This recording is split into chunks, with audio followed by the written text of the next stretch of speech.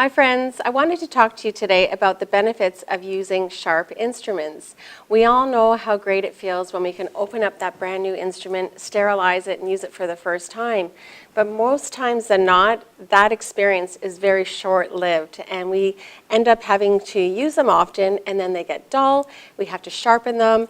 And sometimes we can't get that sharp cutting edge back. So let's talk about how we can keep that cutting edge and why we want to always have sharp instruments. So the number one thing is you want to sharpen your instruments regularly.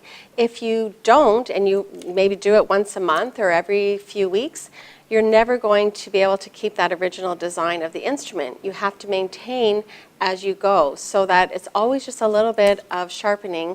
Maybe it's every day, it could be every second day, but the idea is you always want to use sharp instruments. You never want to start your day with dull instruments. And I talk to so many dental hygienists, and I would say the majority are not using sharp instruments. So think about what are the benefits. So the benefits for your client is they're always going to have a very gentle experience. When they're dull, that will hurt your client.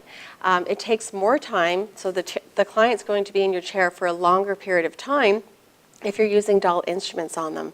And there's also an increase of you hurting them by slipping if your instruments are dull.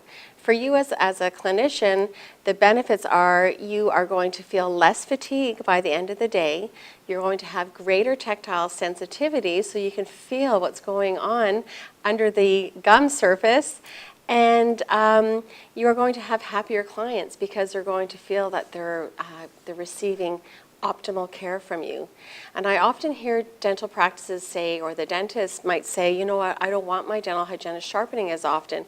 But the idea is if you don't sharpen often, when you do sharpen, you're going to go through more metal to get back that cutting edge. So you're going to wear through your instruments faster. So in order for you to provide efficient, effective, ethical, safe care, you always want to use sharp, optimal instruments.